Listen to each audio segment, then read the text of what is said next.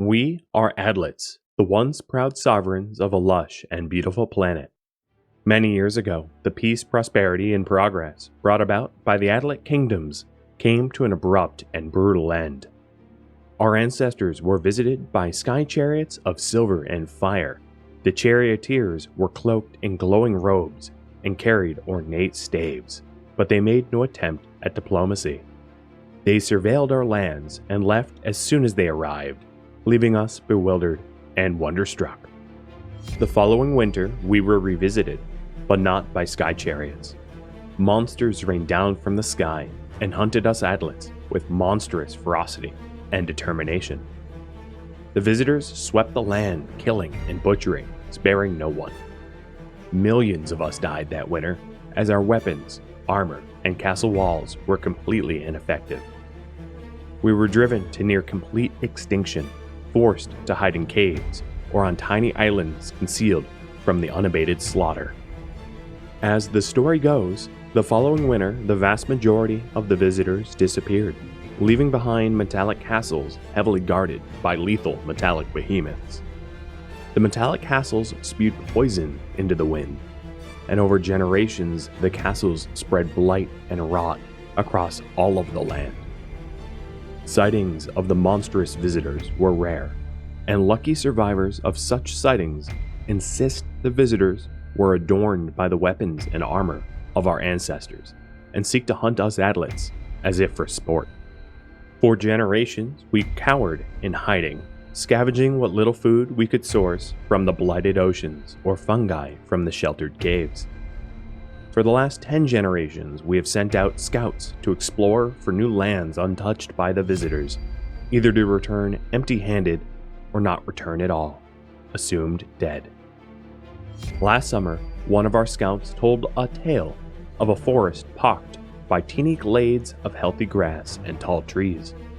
Her entire cohort had been slaughtered, and the elders were not sure if such tales were hallucinations of trauma or indeed true. Our islands, coasts, and caves can no longer provide enough food to sustain our people. Our elders have tasked us squires to take 2 pack animals and leave the safety of our tiny island enclave in search of the fabled glades. After a week of evading hunting parties and avoiding metallic behemoths, we headed deeper inland into the blighted forests. We finally stumbled upon a teeny, pristine glade nestled deep in the heart of occupied territory. With meager rations and simple tools, we plan on setting up a new settlement here, unsure of the horrors we may face ahead. This is our story. The journey was long, and our squires are tired, but it is not time to rest, not yet. In order to survive in this tiny glade, our 5 squires must turn it into a highly productive farm. The first order of business is to make sure that rice, which is quick to grow and easy to harvest, gets sown into the ground before the winter seasons, or our squires will starve. Not only will they have to provide for themselves, but their 2 bison as well. Soon, members of their original community will be looking to join them too. This, of course, is their mission, to find a way to feed their community.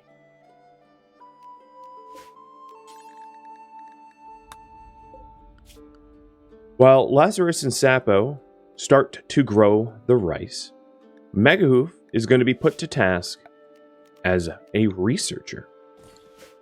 Much of the knowledge of the ways of the Adlets were lost during the Great Calamity, and regaining that knowledge is going to be very important. Securing the bison, because pack animals are very essential and extraordinarily rare in this world now, is also quite important. For now, a simple hitching spot will have to do. And to make sure that the hay is moved within range so they can graze.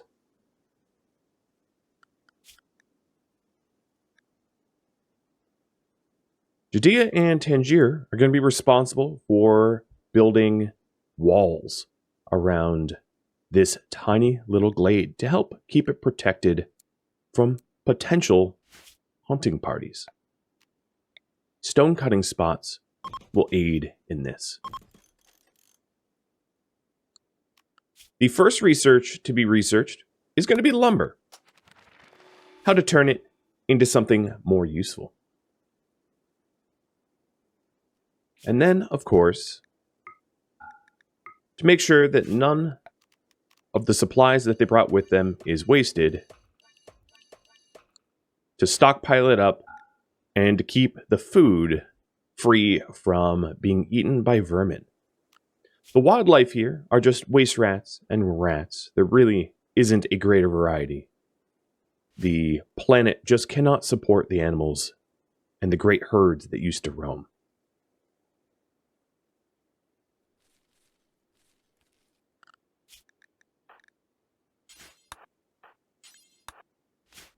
Adlets require a lot of sleep.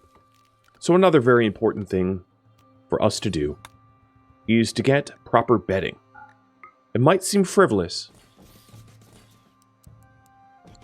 but this will help speed up the process of recovery and get them back to work sooner, which is critically important.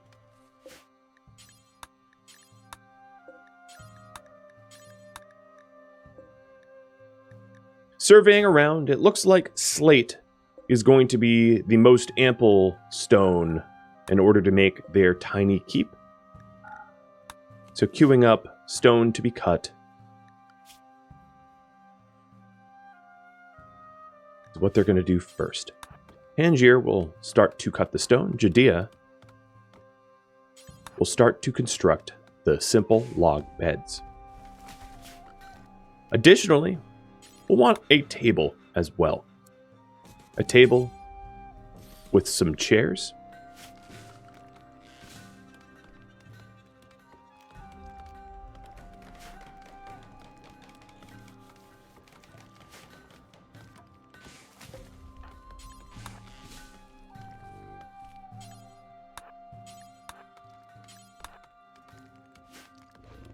Around the land, there's nothing but blight and pollution. There are remnants of past battles, corpses rotten and forgotten. Some broken carts might provide helpful resources, but they are finite. Won't come in any use for too long.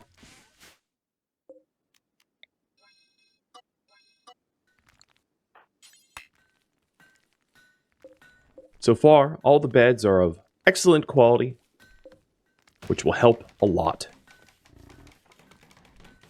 when it comes to recovering from all of the day's work. Rice is starting to go into the crop fields, and the farming zones will expand incrementally.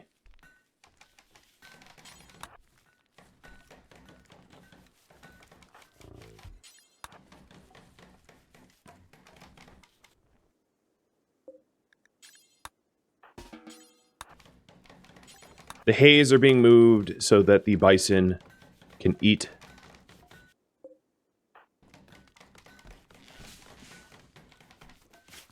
And some simple recreation will be set up for our dear adlets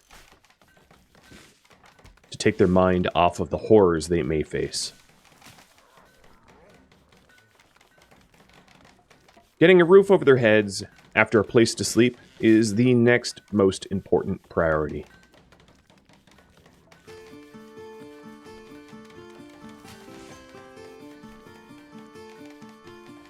A roof over their heads will keep their supplies from rotting or being eaten by vermin, and also speed up the task of research, stone cutting, and everything else.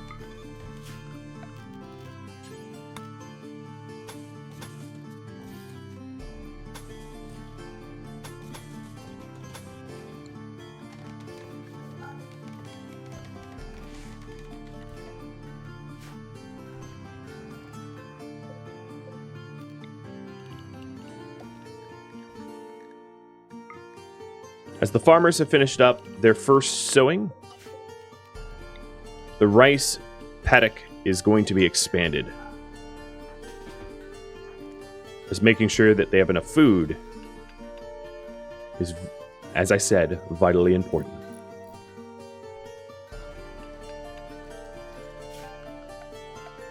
Some initial walls are going to be erected, keeping the very polluted outside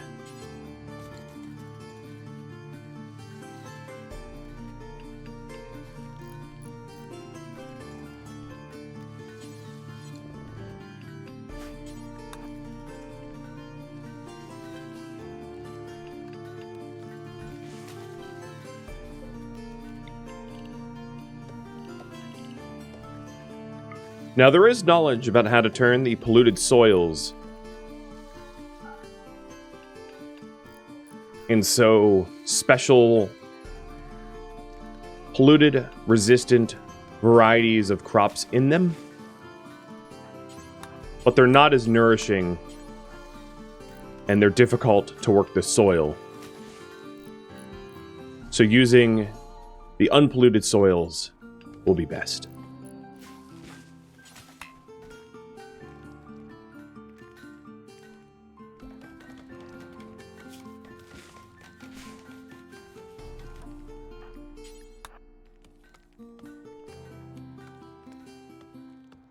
Once food security has been addressed, the next big task will be to make sure that our adlets have the ability to mend and replace their own clothing.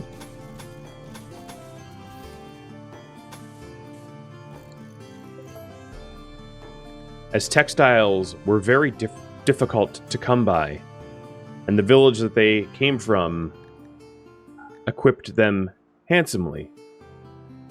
But there isn't a lot of resources left in the village,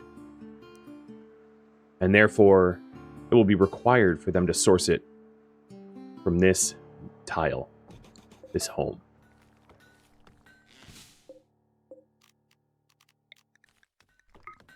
But at least for now, the clothing on their back will keep them warm through the winter, so focusing on food seems the most obvious. Megahoof and Judea, having just arrived and now hopeful, are in a relationship and will require or desire a bed, at least together. And that might be the next piece of the research.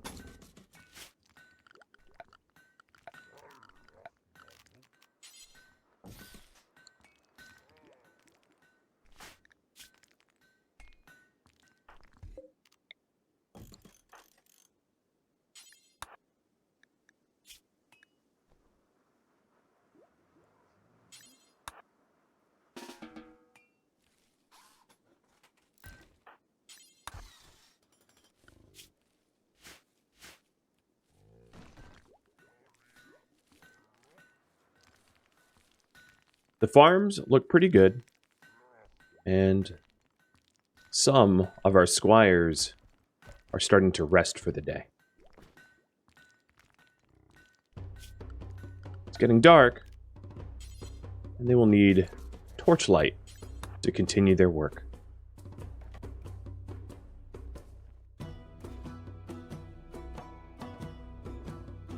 Today was a good day. Another day of survival.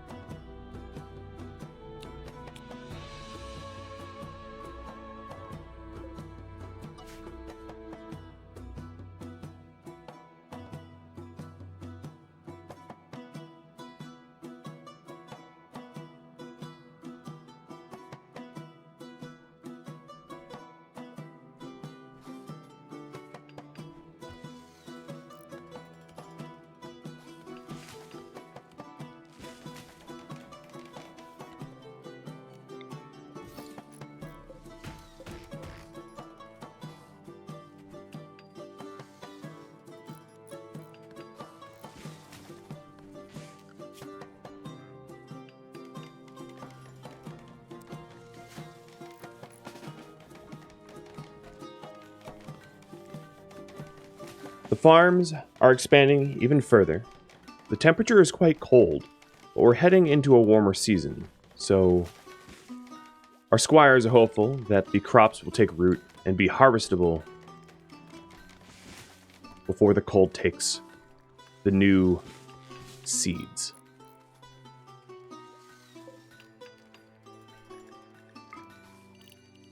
Our squires are very hopeful that there will be a nice stockpile and abundance of food so the farm expands. Adjustments to their sleep schedule might be made to accommodate the extra sleepy adlets.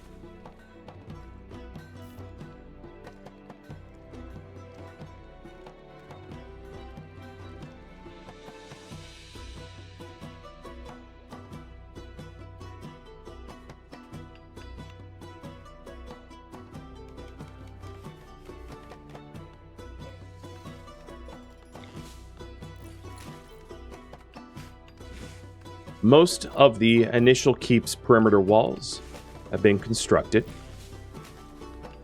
and most of the farm's rice has been sown. The next big task is to start to expand into the mountain and add comforts to this keep that they're unfamiliar with because home was such rough living.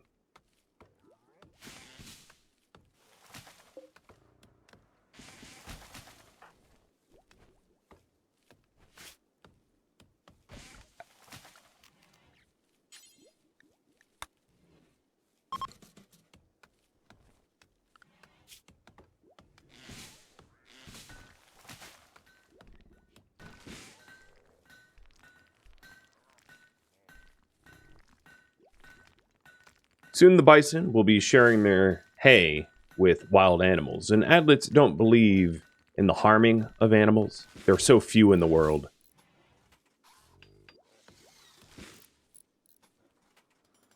But if their provisions are to be stretched to keep them alive, feeding the animals of the world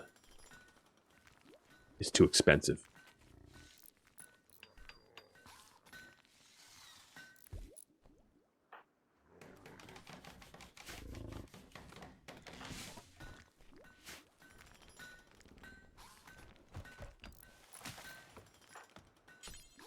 Despite the fact that they don't believe in directly harming animals, if anything was to befall animals,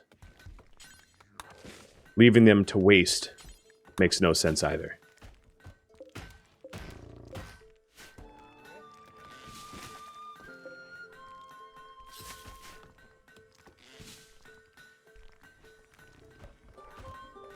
With the rice fields sown, the next field will be to ensure that the bison never go hungry. So some hay grass to fulfill the needs of their animals. And then after that, flax. As they're hopeful, they'll be able to understand how to work looms soon in the near future.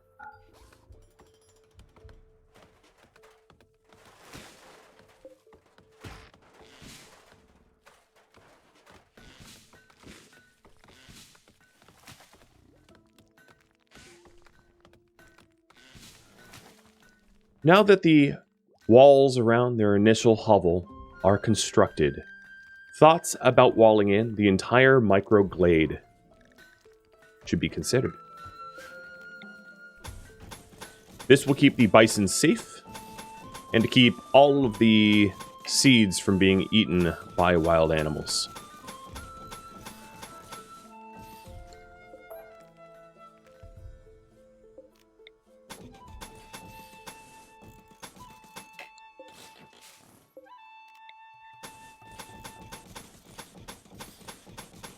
Plans are drafted up to put a perimeter wall around everything, and then to figure out where the best points of defense might be.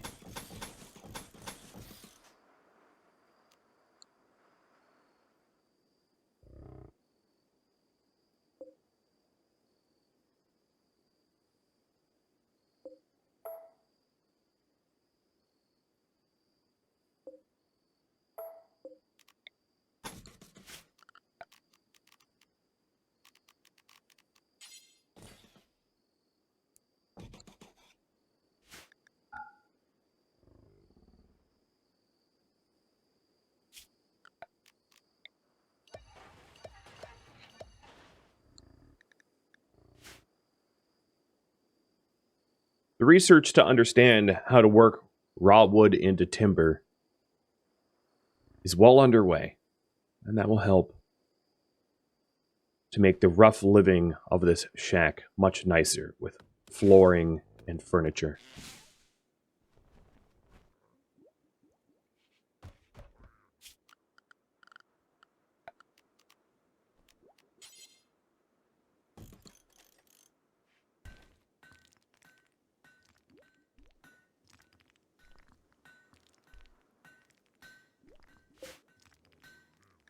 Lily and Mojo's needs have been met.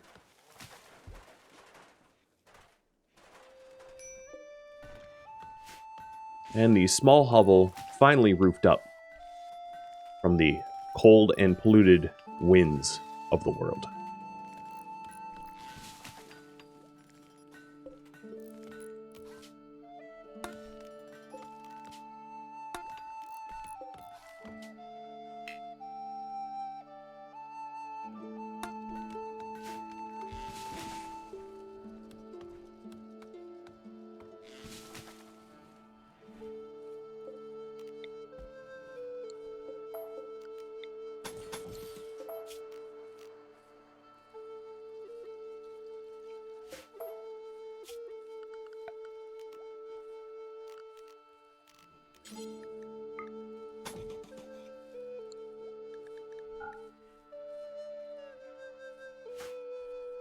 Going for a walk out into the polluted wilderness will have its health ramifications.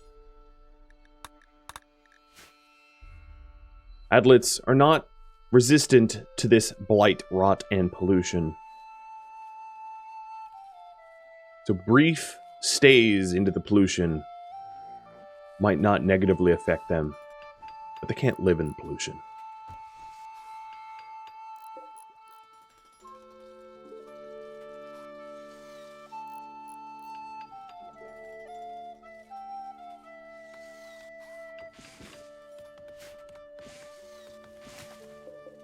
The dried meat is starting to run low, but the rice crops are growing very quickly.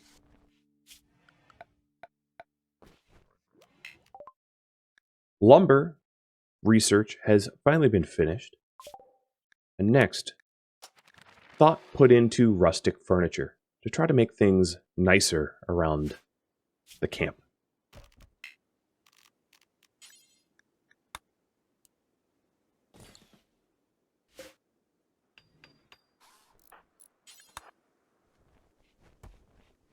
Judea will build a wooden trestle to be able to process the raw wood into timber.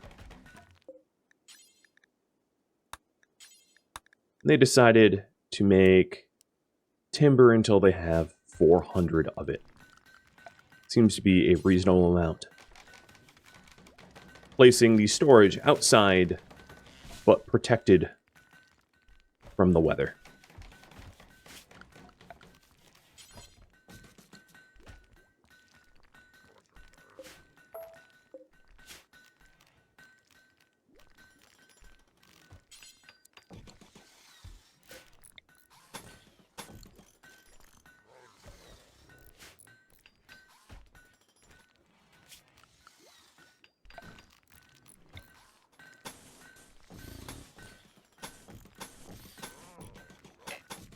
With the ability to process the raw wood,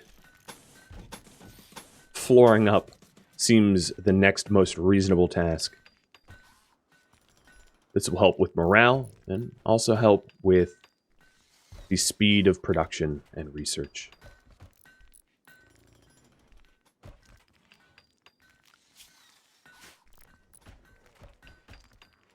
About a fifth of the external perimeter wall has been constructed, and they're feeling safer. Not because of hubris, but because they'll know that if evil comes to find them, they can use the walls to create choke points for advantage.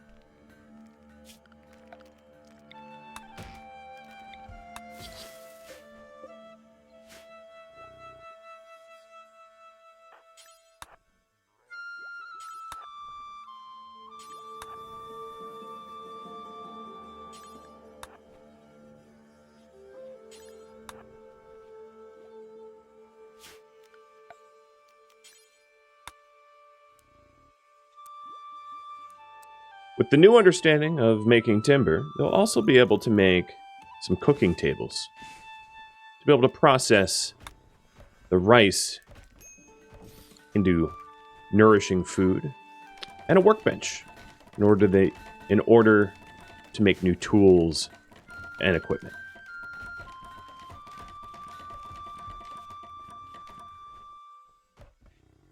In just a few short days, the bounty of this tiny glade has allowed our squires to make more of a home here than they've ever known.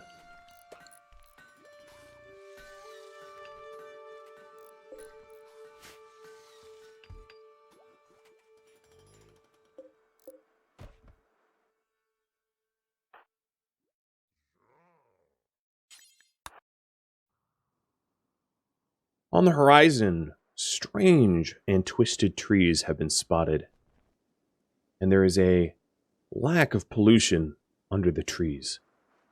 Some further study might be made in order to understand how this might be possible. They've never seen such a thing.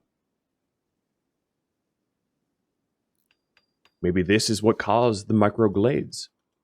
Maybe this is the hope that they were looking for all along.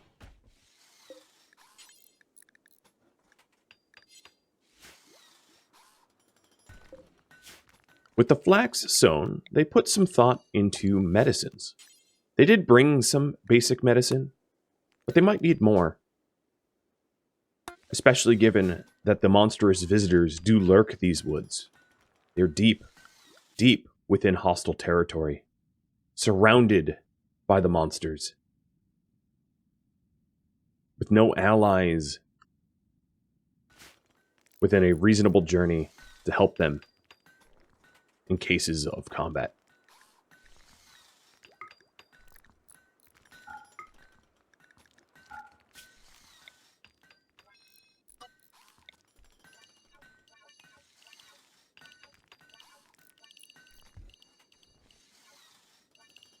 The caves that the five originated from were simple and small. And while they could briefly endure the outside pollution around their coastal homes,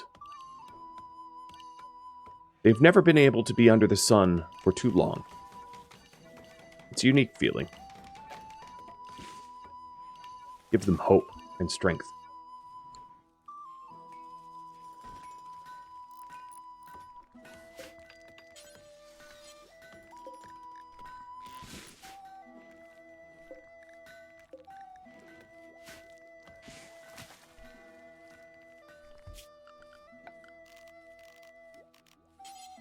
Another task will be to make sure that the bison have a fence to keep them safe.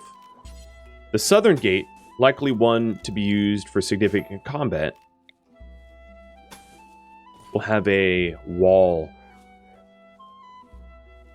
to keep the bison from harm.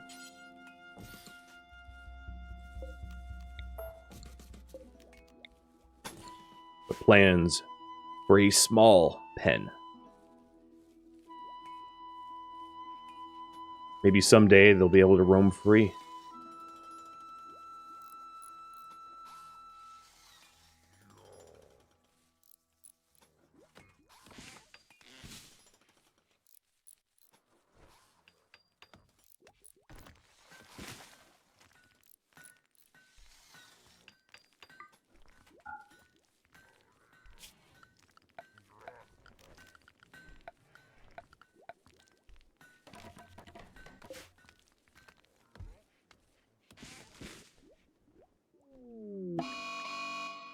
Now, when animals go mad from the pollution and torment of the world, this is a case where even the adlets, with the utmost respect for nature, understand that it is a mercy to be able to put such creatures to rest.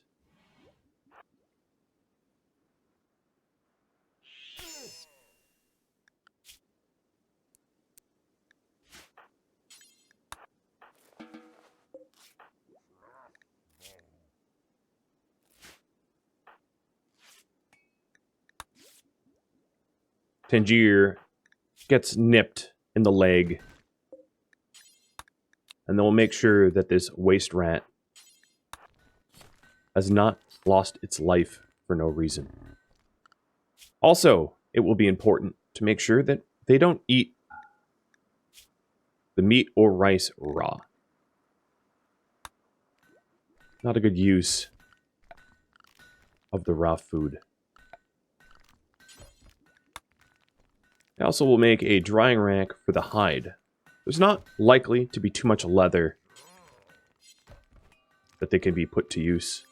What little leather there will be needs to be processed.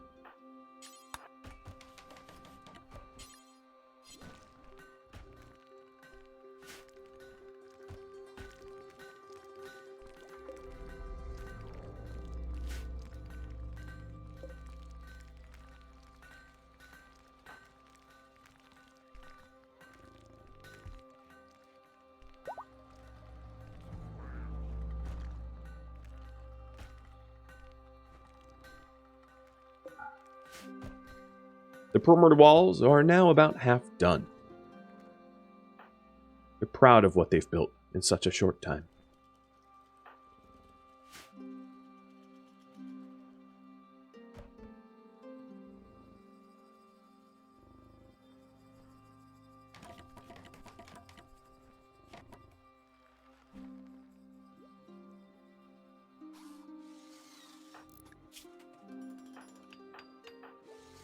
Sapo and Tangier are starting to show signs of the toxicity of the land building up in their system. Some more care should be taken to avoid further exposure.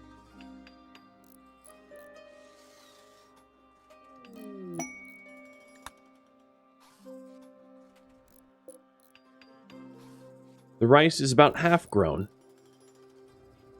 And barring any terrible incidences of cold snaps, this will keep them fed. Rustic furniture has been researched, allowing them to think about what they might want next. Some basic agriculture seems to make sense. Make the land more productive to guarantee that they have food.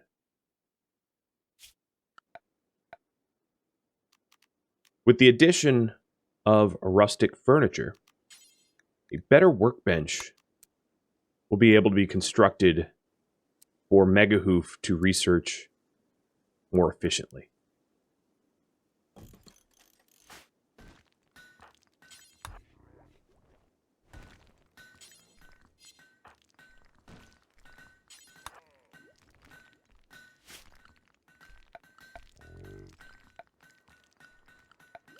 And certainly some nicer beds can be built in order to accommodate our new couple and have everyone else sleep a lot more soundly and quickly.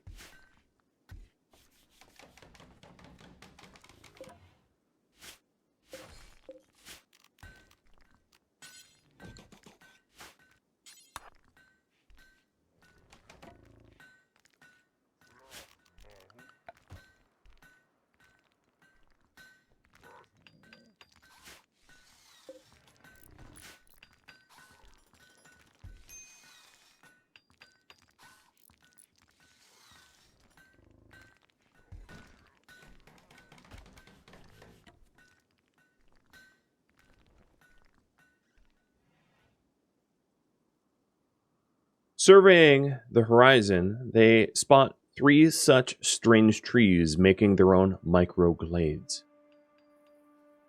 They also find some broken carts with generations-old equipment in them. Gears and baubles that they might be able to be put to use for their own protection and construction.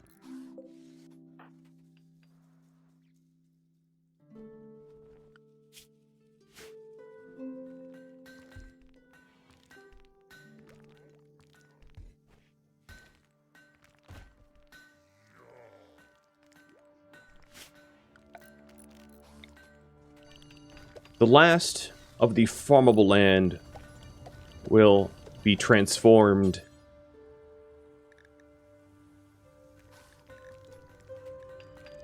for hops.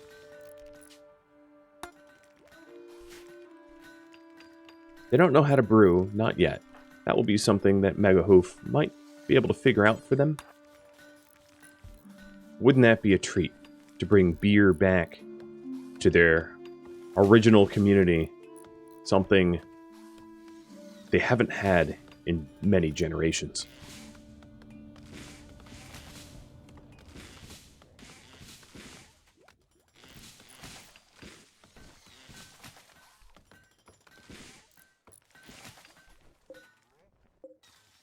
These small bits of waste rat meat will be cooked so as to not be wasted. And Sappa will get to the task. Some simple meals made out of tallow and meat.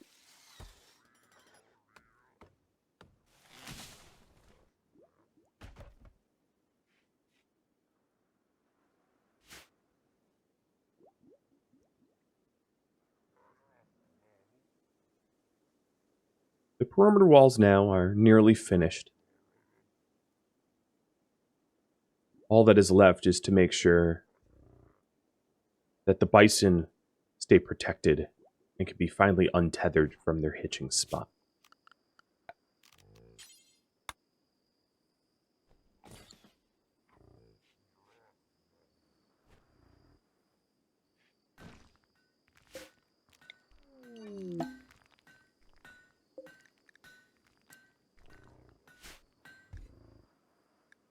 Today is the first day of summer.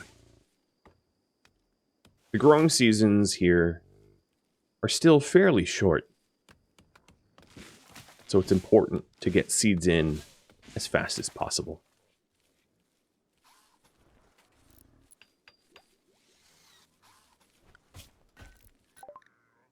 The understanding of basic agriculture is now fairly well understood.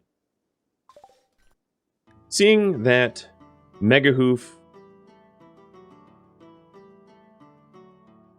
is ready for another project, taking on stone cutting, despite their desire for brewing, is probably the most prudent.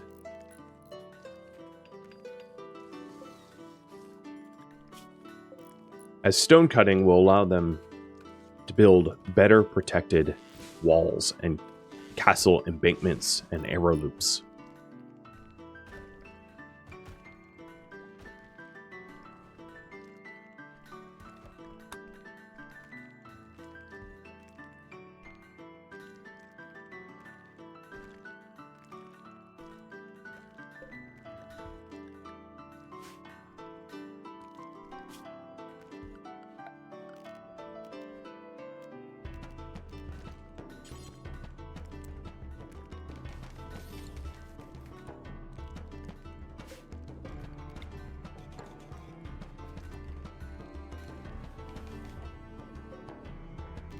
A bed for Judea and Megahoof to share,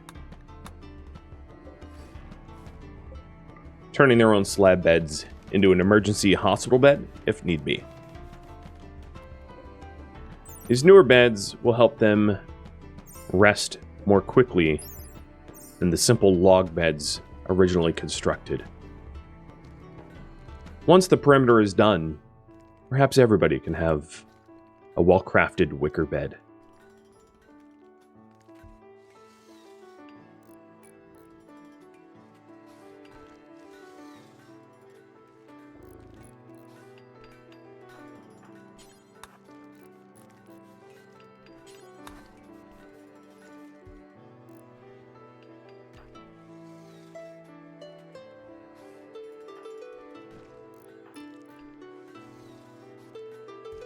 Enough slate has been cut in order to ensure that the perimeter is secure. So Tangier looks towards the mountain, the small stony hill that they live next to, as a possibility to dig into.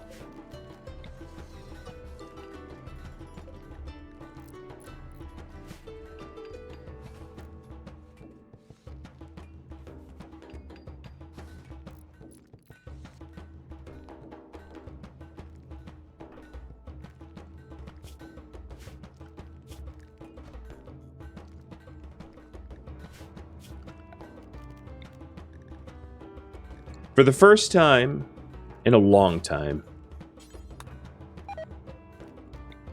our squires have a little bit of downtime. Feels nice and also feels a little unnatural.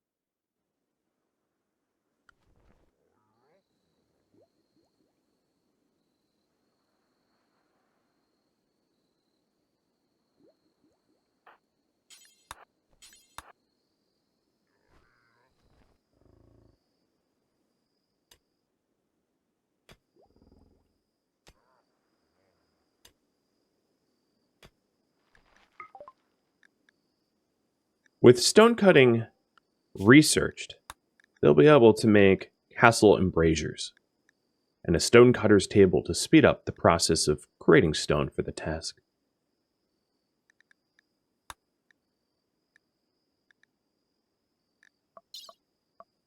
Deciding between brewing and textile spinning, despite their desire for beer, they know that without clothing on their back, they won't survive for much longer. Judea aims to finish up the small bison pen, and with its fully enclosed, set up a better way to store the hay so that it won't rot and will keep the bison fed for longer.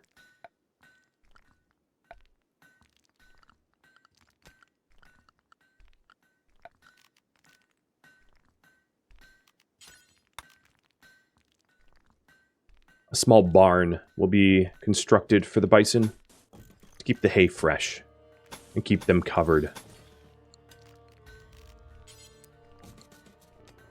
This will also be a good place to have them hide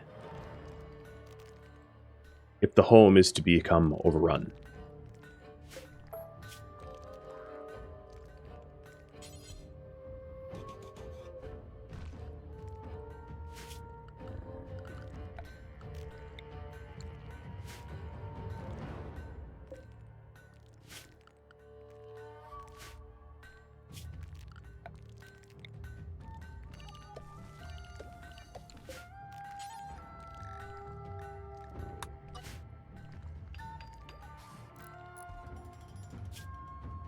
The last of the external walls have been built.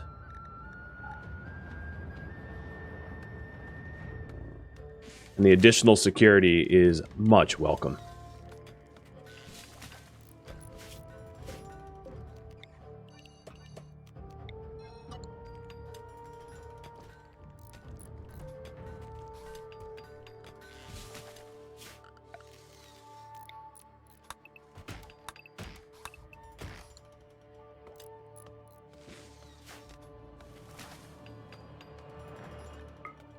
Tangier is making slow but productive progress to the excavation of the small hill.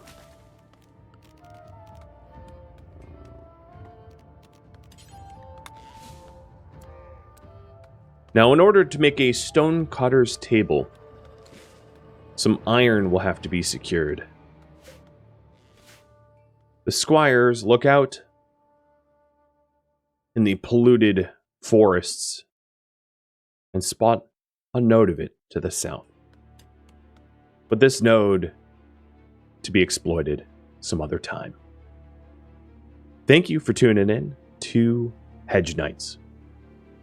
If you have any feedback or questions for me, please let me know in the comments below.